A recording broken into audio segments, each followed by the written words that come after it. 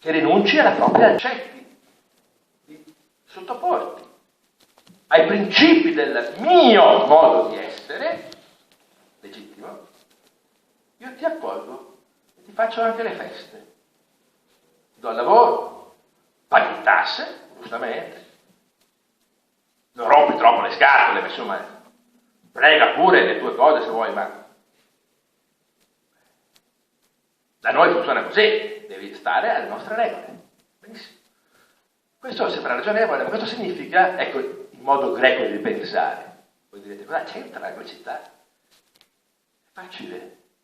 Il modo greco di pensare significa che accettare qualcosa che possa essere condiviso, che ci accomuni, comporta necessariamente l'esclusione di ciò che ci distingue. Detto in parole un po' più aride e filosofiche, ciò che ci identifica non è ciò che ci distingue.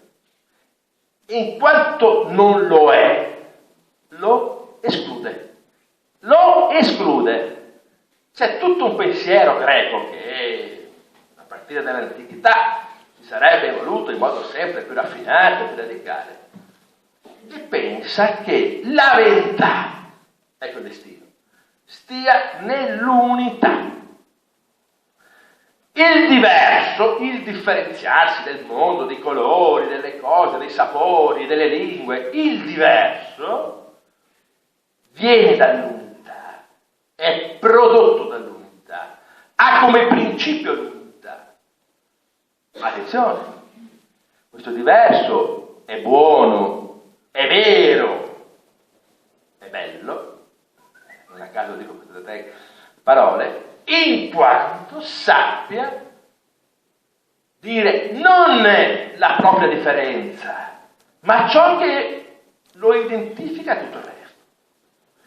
E quindi l'essere uno con gli altri comporta per tutti noi, e lo sappiamo anche se non ce lo diciamo troppo spesso, una rinuncia alle nostre specificità. Dico una banalità grossolana, ma è bene dirle le banalità grossolane. Spesso ci si mette insieme, ci si innamora, ci si sposa. Che bello, bellissimo. Però dopo si dice, bello sposarsi, sì, la vita in comune.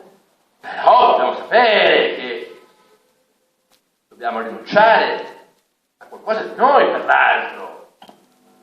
Perché se dobbiamo stare con l'altro, stare insieme, avere qualcosa in comune, non possiamo pretendere di imporre i nostri, scusate la parola poco religiosa, porci comodi. No, insomma, hai un altro di cui devi tener conto.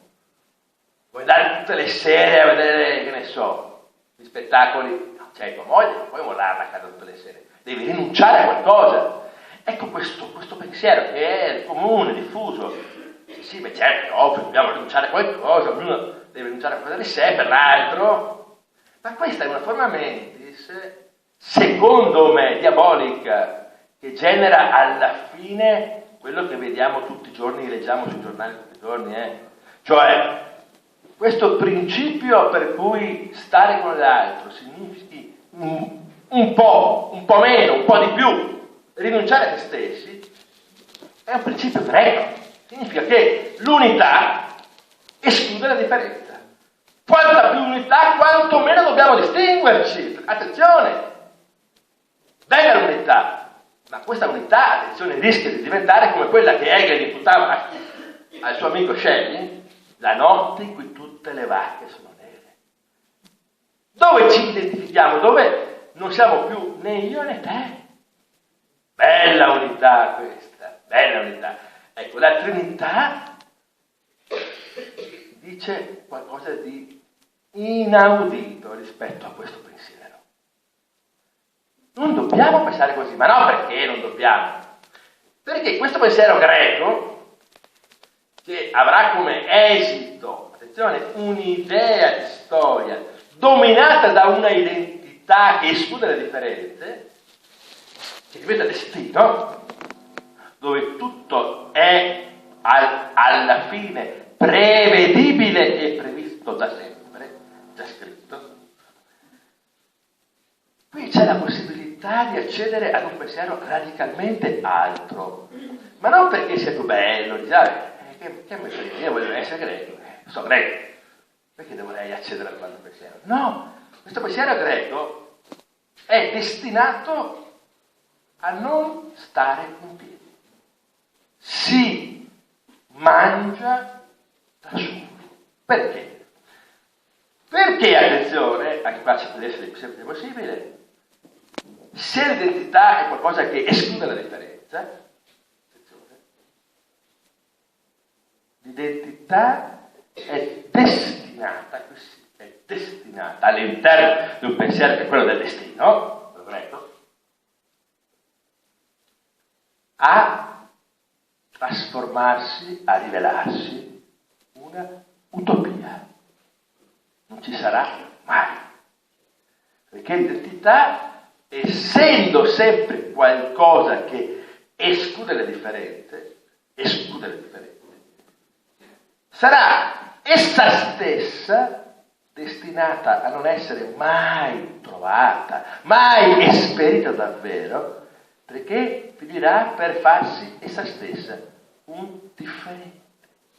E quindi la incontreremo sempre in questo volto, in quell'altro volto, ma non sarà mai l'identità, non sarà mai, sarà un differente che noi idolatreremo come identità, ma non sarà mai l'identità.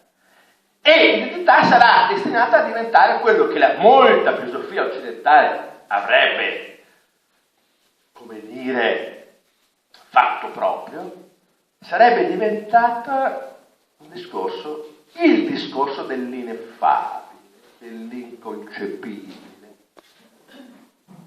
del nascosto. L'identità sfugge sempre, si ritrae sempre, non c'è mai. E quindi buonanotte al secchio. L'identità alla fine lascia necessariamente, destinalmente il posto ad un impazzimento libero delle differenze, destinate a scontrarsi, perché le differenze si escludono reciprocamente, le une con le altre. Il mondo del nostro tempo è questo. Poco da fare. Perché facciamo prediche per migliorare il mondo? Se questo è la forma mentis, questa è la forma mentis, il destino è questo. Guerra, guerra, guerra, sempre più truce. C'è poco da fare, ma no a livelli macro, a livelli quotidiani, microscopici, familiari. Questo è il punto. Chiudo dicendo, perché la Trinità ci offre un'altra prospettiva concreta, reale, plausibile, necessaria, ma nella forma di una necessità che si offre liberamente al nostro consenso. Non si imporrà mai, questa è la grandezza del discorso trinitario, non potrà mai diventare un discorso logico destinale. La Trinità, per definizione, l'episodio che ci ha raccontato Piero Coda è emblematico, è paradigmatico. Se il padre arrischia se stesso fino al punto da farsi dimenticare e non più riconoscere dal figlio, come possiamo noi pretendere di fare della Trinità uno strumento necessitante? È uno strumento che si affida ad una liberissima, ma quindi arrischiata, nostra assunzione. Cosa dice la Trinità? Tante cose, ma ve ne dico solo una e chiudo. Nella Trinità, questo è il punto, e qui Piero Coda nel bellissimo libro già citato, Dalla Trinità, queste cose le dice in modo raffinatissimo e convincentissimo, dice la questione è quella, semplifico, di pensare fino in fondo la relazione e il non essere in gioco nella relazione.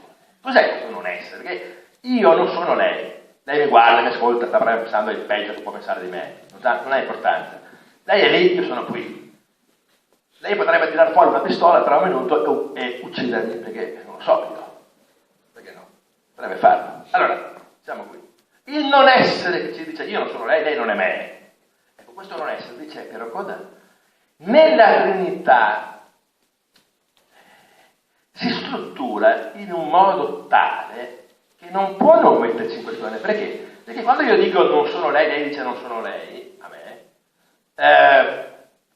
però diciamo anche amichevolmente che siamo entrambi esseri umani, no? Credo. Ci accomuna il fatto di essere umani, di essere, credo, pare, di genere maschile. E potremmo andare avanti, lei è seduta su una sedia, io anche su una sedia, ci accomuna anche questo.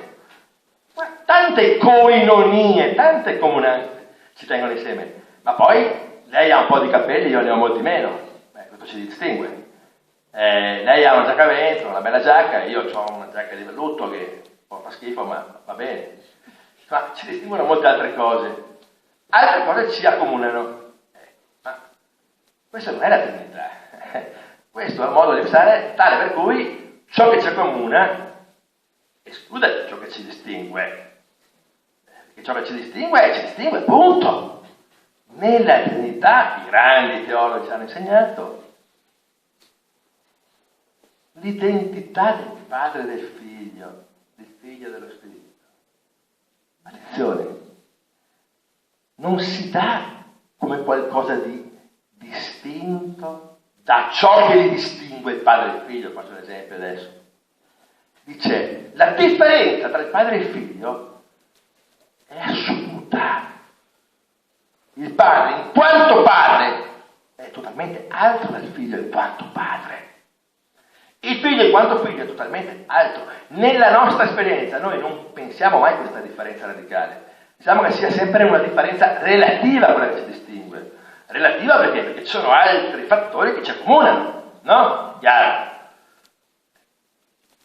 Nella Trinità il Padre e il Figlio sanno riconoscere il fatto che nulla di determinato li accomuna, l'uno non è l'altro. Ma attenzione, che solo in questa radicale alterità, perfetta alterità, il Padre e il Figlio possono riconoscere una vera identità che non esclude questa differenza, come le identità nostre, che escludono le differenze. Perché se, attenzione, l'alterità è radicale, totale e assoluta, questa assolutezza, e solo questa assolutezza, può darsi come parola della vera identità, un'identità che è tutta risolta nel distinguersi. E allora sì potremmo, come diceva Piero Coda benissimo prima, riconoscere nell'alto, nella vera alterità, ciò che solamente dice quel che io sono. No, che io la sopporto, la tollero, nonostante tutto, no. Io sono te, sono in ciò che ti distingue da me. Perché il Padre e il Figlio si distinguono in toto. E solo in questa perfetta distinzione, perfetta perché è divina distinzione, non può essere relativa, è perfetta la distinzione, può darsi quella vera identità. Ecco perché ontologia trinitaria, perché questa vera identità sta in quella parolina che l'Occidente ha rimosso completamente, al di là delle chiacchiere, l'essere. Ma noi, quando mai ci rapportiamo agli altri, alle cose? In virtù del fatto che sono. Vado a pensarci. Io mi rapporto a quella persona perché mi è simpatica, perché mi può far trovare una cattedra se non ce l'ho ancora, perché può farmi guadagnare molti soldi, perché può farmi conoscere altre persone interessanti, perché mille cose, infinite cose. Ma quando mai non ci rapportiamo, diciamo anche no, ma nell'amore non è così, dai professore, non la dica. non la faccia troppo tragica. Io amo la mia donna e la amo perché è lei. No, caro. Molto probabilmente, ma qui certo non voglio entrare nelle vite personali di ognuno, ma molto probabilmente tu la ami, sai perché? Perché senza di lei staresti male. Ma è una mera esigenza tua questa. Io non potrei vivere senza di lei, si dice no, banalmente. Ma ti pare amore questo? Vuol dire che tu hai bisogno di lei per il tuo benessere e basta. Egoismo puro. Allora, il vero amore non è questo, attenzione. Il vero amore è difficilissimo, certo, difficilissimo. Ma questa è la sfida che ci lancia il messaggio trinitario. È quello di amare l'altro non per un bisogno. Figuriamoci se il padre ha bisogno del figlio, Dio Padre. Ma sarebbe un deuto della domenica che ha bisogno del figlio. Il padre è assoluto, cioè non può essere il principio relativo bisognoso, ma proprio perciò il suo amore per il figlio è paradigmatico. E deve essere per ognuno di noi una sfida questa, il lancio di una sfida, la possibilità un azzardo che dobbiamo tentare per essere degni di quello che siamo. Perché noi non siamo solo quella identità relativa, quella differenza relativa. Se noi ci guardiamo dentro noi stessi, noi riconosciamo perfettamente che quello che pensiamo ci accomuni all'altro, potrei fare delle dimostrazioni logiche che non faccio, quello che ci accomuna all'altro in realtà non ci accomuna affatto all'altro, come l'ha fatto, perché l'essere seduto sulla sedia in me e in lei è diverso. Non è un comune, diciamo che è comune, ma è diverso in realtà. E allora il comune lo cercheremo all'infinito, non lo troveremo mai, questo è il punto. No, certo, non è quello comune, quello è simile, il comune è un altro. No, non c'è mai il comune. Allora il comune o lo vediamo nella differenza più radicale, o non lo vedremo mai. E allora, in questa differenza radicale, però, entrambi distinti rifulgono nel loro puro essere.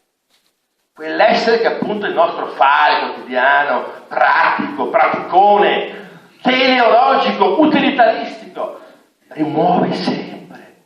Quando sappiamo guardare alle cose in virtù del fatto che semplicemente sono.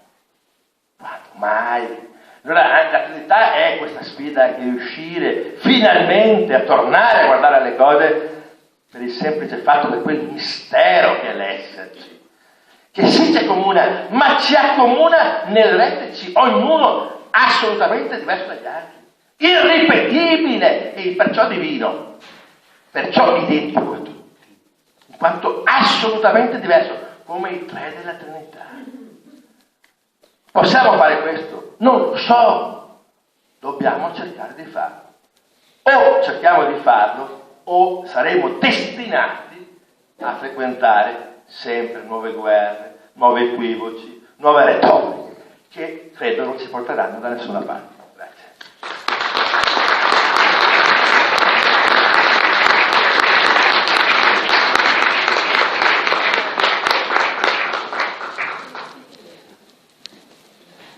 Allora, possiamo farlo, no? Questa era la domanda con cui concludeva. E mi ha fatto venire in mente, a proposito della lettura femminile,